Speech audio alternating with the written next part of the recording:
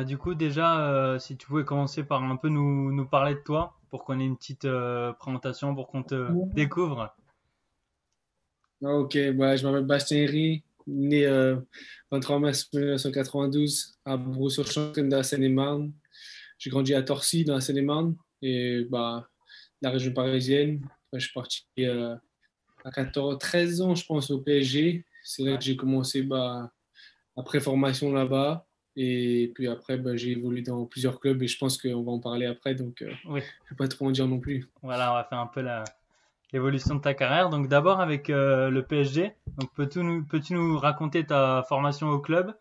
Donc voilà, entre les différentes équipes que tu as pu faire et aussi donc l'équipe de France U18 et justement là aussi l'absence de contrat pro à la fin. Comment tu as vécu la situation? Bah, déjà, j'étais à Torcy.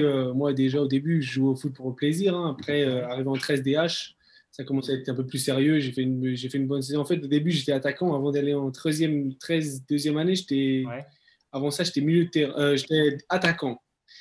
Et la dernière année en 13 DH, mon coach, il me dit, bon, viens, aujourd'hui, je vais essayer quelque chose de nouveau parce que j'ai pas de milieu de terrain.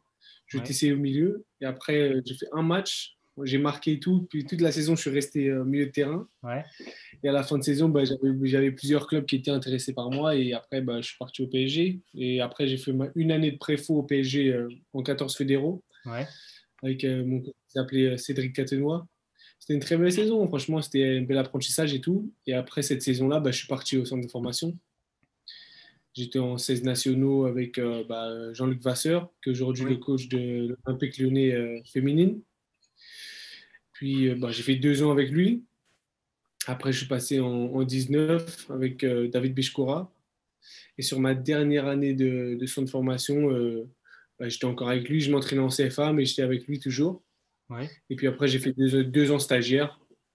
Et ces 2 ans-là, bah, j'étais entre la CFA et les 19. Et puis ma dernière saison, j'étais en CFA, tout simplement. Ouais. Et donc, c'est à ce moment-là, du coup, tu n'as pas eu l'occasion d'aller en pro et que tu as continué vers l'Angleterre. Donc, tu t'es dirigé vers l'Angleterre. Ouais, bah, en fait, ma dernière saison, j'ai eu beaucoup de blessures, beaucoup de pépins. Ouais. J'ai joué peut-être 10 matchs en CFA, tout compris. Mm. Et j'avais fait des essais après pour rester en France. J'ai essayé de rester en France, mais c'était des essais, par exemple, en national, en CFA. Ouais. Et l'objectif, quand on finit stagiaire, moi, dans ma tête, c'était que je voulais signer pro. Pour moi, Oui. dans ma tête, c'était je veux être pro, je veux signer pro. Donc, j'ai fait quelques essais, par exemple, à des clubs comme, je ne me rappelle plus bien. Par exemple, j'étais parti à Beauvais, je crois. Ouais. J'étais parti faire des essais à Alfortville. Puis après, j'ai mis en stand-by un peu, j'ai essayé de profiter un peu. Et puis, un agent que je connaissais m'a appelé pour me dire, ouais, tu vas aller en Angleterre. Chez Phil Wednesday, ils cherchent des joueurs et tout. Ouais. Et puis après, je suis parti directement dans la foulée, hein. J'ai fait un essai là-bas pendant 2 semaines Ouais. qui s'est révélé concluant. Mais je ne m'attendais pas à ça parce que moi, l'agent, il me disait oui, qu'ils aiment ton profil, tout ça, alors qu'en fait, c'était pas vrai du tout. En fait, c'était un essai, il y avait peut-être, allez, on va dire 30 joueurs qui Ouais. restaient 2 semaines. Et bah, j'ai eu de la chance, ils m'ont signé. Donc j'ai signé pro là-bas et franchement, c'était quelque chose de bien. Moi, qui ne veut pas aller jouer en Angleterre, Oui, vraiment? c'est Puis sûr. signer pro, c'est mon objectif. Après, c'est vrai que c'était une saison difficile vu que je ne m'entraînais pas avec les pros, je suis resté qu'avec les moins de 23. Mais bon, j'ai Oui. appris l'anglais, j'ai appris une nouvelle culture. Franchement, c'était que du bénéf, hein. Mm. Oui, et puis le football en Angleterre, c'est quelque chose. Ah non, c'est quelque chose, faut le vivre, franchement, faut le vivre pour en parler. Moi, je l'ai vécu, j'ai eu de la chance. Et franchement, c'était des souvenirs incroyables. Et donc, oui, avec tous les clubs que tu as pu faire en Angleterre, dans lequel tu gardes les meilleurs souvenirs et globalement, comment tu parlerais de cette grande expérience au pays du football? Franchement, dans chaque club, il y a des bons souvenirs, hein. Dans chaque club, il y a des bons souvenirs. Par exemple, à Sheffield, ma première saison, je n'ai pas joué avec les pros, mais j'ai appris l'anglais. Parce que je ne vais pas te mentir, avant de aller en Angleterre, je parlais zéro anglais. Donc, j'ai Ah, appris l'anglais, j'ai appris une nouvelle culture. Donc, franchement, la saison à Sheffield, c'était une saison d'adaptation. Donc, c'est là que j'ai appris l'anglais. C'est là ouais, que j'ai appris une nouvelle culture. Donc, après, ma saison, ils m'ont dit qu'ils ne me gardaient pas. Donc, il y a un mec que je connaissais qui m'emmenait à Rochdale. ouais, Donc là, c'était une belle aventure aussi parce que c'était mon premier contrat pro en jouant professionnel, en jouant First Team Football, tu vois, en équipe ouais, première. Et donc, c'est là que tout a commencé. On a une très belle saison. Le coach m'a donné ma chance. On est monté en Ligue 1. Première saison en foot professionnel, je monte en Ligue 1. C'était Ah, ça exceptionnel. faisait de Après, bonnes je joue en Ligue 1 sensations. la deuxième saison. Franchement, c'était excellent. Je me rappelle quand on est promu, mon père était là et tout. Il est venu me voir jouer avec deux potes à moi. Franchement, c'était énorme. Mais il n'y a pas de saison où vraiment c'était mieux que d'autres. Il y a des souvenirs vraiment qui Ouais. sont plus forts que d'autres. Par exemple, le match que j'ai joué à Anfield avec Liverpool, c'est inoubliable. Mais par exemple, à Rochdale, première saison, on se qualifie automatiquement pour monter en Ligue 1. C'est des choses à vivre, quoi. Oui, les montées, c'est même à ce niveau-là, c'est toujours très satisfaisant de les Bon, vivre. franchement, ouais, c'était incroyable. Ouais. Il y a encore plus de l'intérieur. Mm. Et donc ensuite, tu t'es envolé pour l'Irlande. Qu'est-ce que tu connaissais du championnat et du pays avant d'y arriver? Rien du tout. Franchement, je vais pas te mentir, je connaissais rien du tout.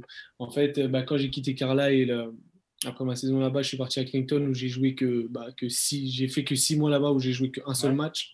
Mm. C'était vraiment compliqué mentalement. C'était un ras-le-ball en fait. Je m'entraînais bien et tout, mais le coach, il n'avait pas vraiment besoin de moi, quoi. J'étais pas dans Ouais. ses plans. Donc en janvier, il m'a dit que il me gardait pas et tout, qu'on a trouvé un accord que je pouvais partir. Donc après, moi, je voulais vraiment quitter l'Angleterre. J'ai eu un ras-le-ball en fait. Ouais. Et un agent que je connais depuis mes premiers jours, un agent que je connais depuis que j'étais en Angleterre, quand j'étais parti à Sheffield Wednesday. Mhm. Et lui et moi, on a toujours été en contact. Et il m'a dit, écoute, là, il y a un club en Irlande, en D1 là-bas. Vous finissez dans les top premiers, vous pouvez jouer les qualifications en barrage d'Europa League ou de Champions League. Et puis moi, j'ai dit, bah ok, je suis parti Mm. tout de suite. Et j'ai signé à Limerick, ouais. Mais je Ok. connaissais rien du tout, vraiment, je connaissais rien du tout du foot là-bas. Et donc là, entre Limerick et Waterford, tu as eu l'occasion de faire 2 saisons pleines.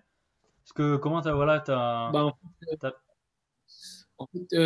on va dire qu'à Limerick, franchement, ça m'a redonné plaisir. J'ai Ouais. repris goût au foot parce que 6 mois, franchement, 6 mois sans jouer à Clinton, Ouais. j'en avais marre. C'était vraiment très compliqué. Donc, je pars à Limerick et franchement, je reprends confiance en moi. Une bonne équipe, un bon état d'esprit. Ça veut jouer au ballon et puis le coach me fait confiance.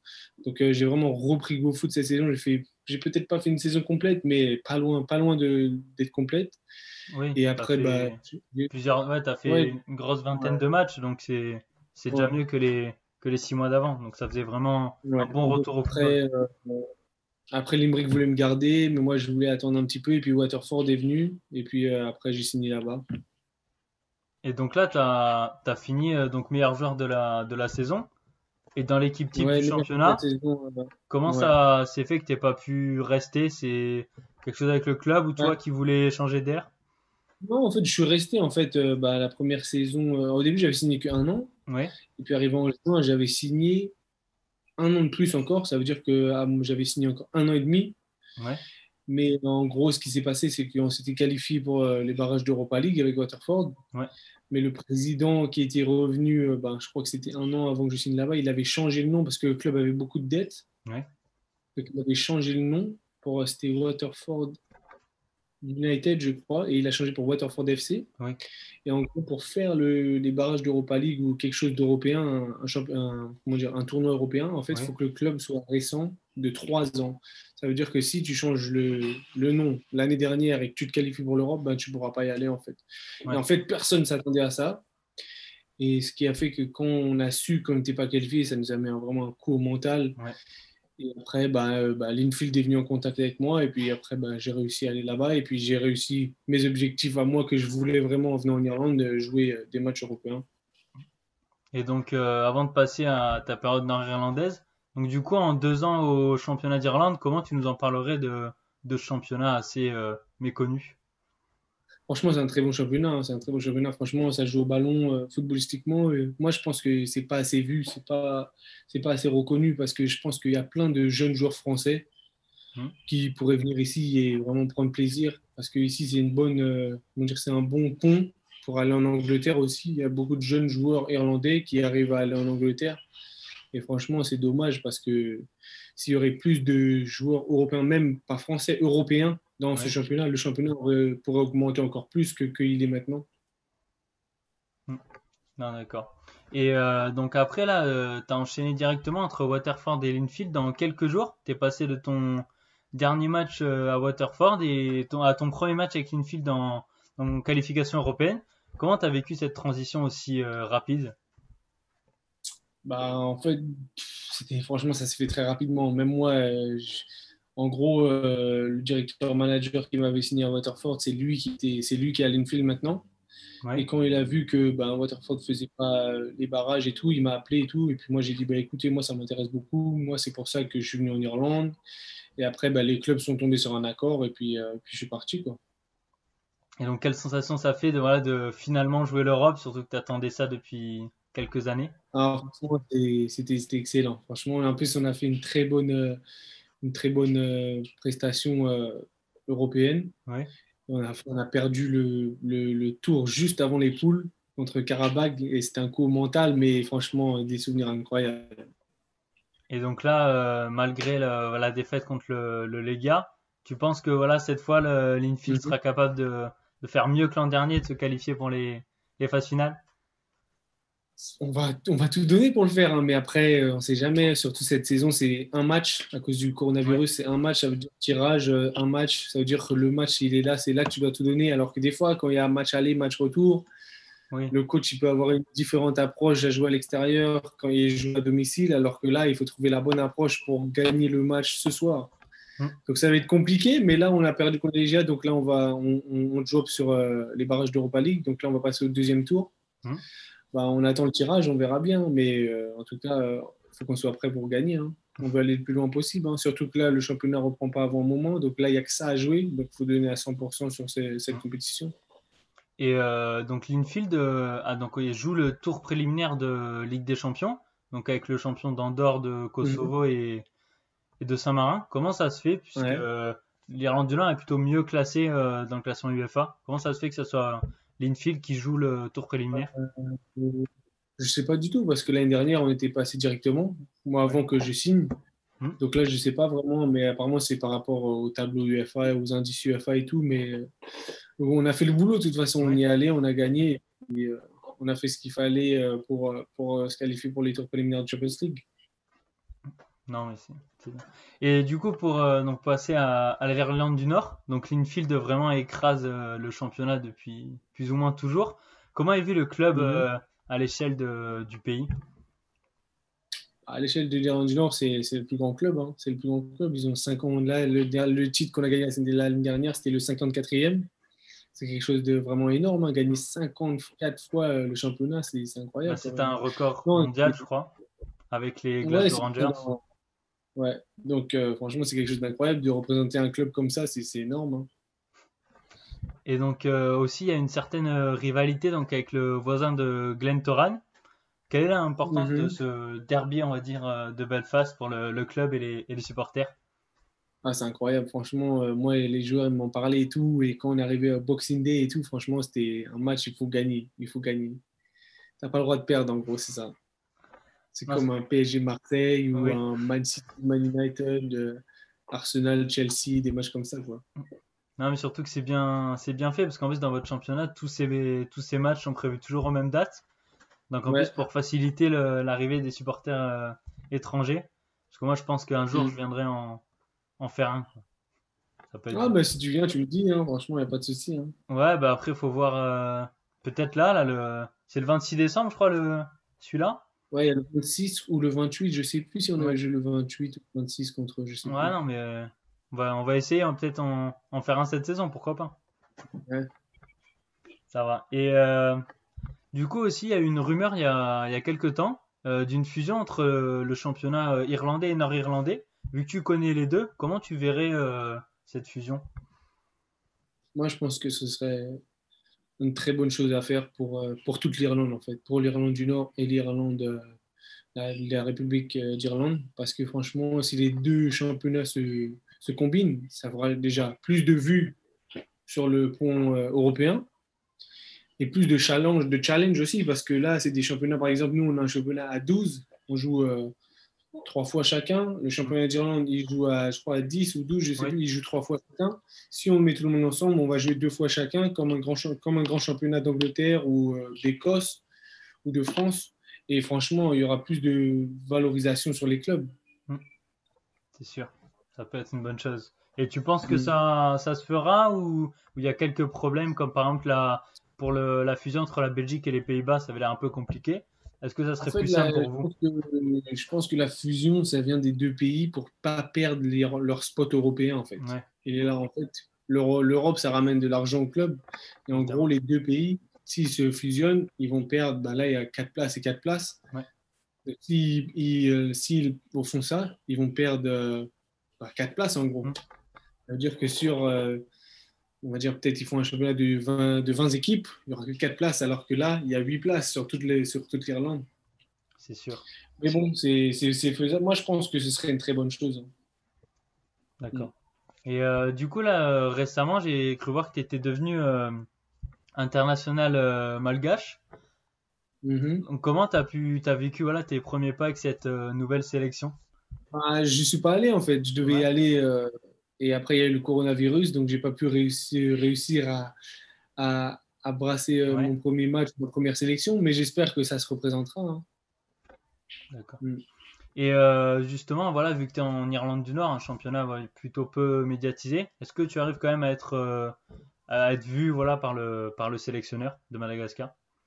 Bah, le sélectionneur, bah, moi, quand il m'a parlé, je pense que c'était l'année dernière. Après, c'est parce que bah, cette année, vers janvier, je pense, janvier, Ouais, quelque chose comme ça. Pas vraiment, je parlais un peu avec lui et tout. Le capitaine m'a parlé un peu. Je connais un joueur que j'ai vu plusieurs fois à la Réunion ou quoi, mais sinon, non, pas trop. Il m'a envoyé un message il n'y a pas longtemps. Il y a un match qui se passe, je crois, c'est en novembre, donc on verra. ouais. On va tout faire pour tout donner et puis être rappelé, quoi. Et actuellement, ta situation, quelle est ta situation contractuelle avec Linfield? Parce que j'ai cru voir que tu étais en fin de contrat. Je sais pas si les informations sont exactes. Non, moi, je suis en fin de contrat 2021. Ça veut dire, Ouais, là, c'est ma dernière saison de contrat, là. ouais. Et donc, Mm. qu'est-ce que tu envisages pour la suite? Franchement, je sais pas. Là, je me focus vraiment sur cette saison avec le Corona et tout. C'est compliqué. Là, je me focus déjà bah, sur l'Europe qu'on a là. Le Hmm, championnat va reprendre normalement en octobre. J'espère que moi, j'ai envie de gagner encore le championnat, hein. Je suis venu à Linfield déjà aussi, c'était pour gagner un titre et j'ai réussi hmm, et j'ai envie de le refaire encore.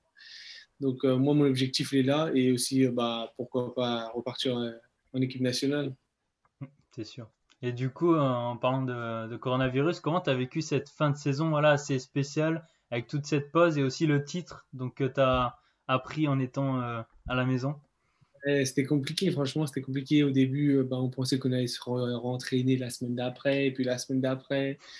Après, c'est compliqué, hein. On est resté 3 mois et demi, ou ouais, 3 mois et demi. Il fallait s'entretenir et tout. Tu t'entraînes comme si tu penses que tu vas t'entraîner la semaine prochaine. Ouais, Après, ils disent encore la semaine prochaine. Donc, tu t'entraînes non-stop. Tu sais pas vraiment qu'est-ce qui va se passer et tout. Tu as envie de te reposer, mais tu penses qu'il faut pas trop si tu reprends dans pas longtemps. Donc, franchement, c'était vraiment compliqué. d'accord. Bah, du coup, c'est bon. J'ai fait Ok, le fil si. des questions voilà, que je voulais te poser. Bah, merci D'accord. de nous avoir reçus et Il n'y a pas de souci. peut-être à une prochaine à Belfast alors. Il n'y a pas de souci. Voilà. Merci beaucoup et du coup, bah, je t'enverrai le lien Ouais, bah, ça n'a pas de voilà, souci. de Ouais. ce qui sortira bah, quand ça sortira d'ici la fin du mois. Ok. Et voilà. Bon, ben encore merci et bonne Ok. soirée. Bah, merci. Bonne soirée, bon week-end. Au revoir. Ciao.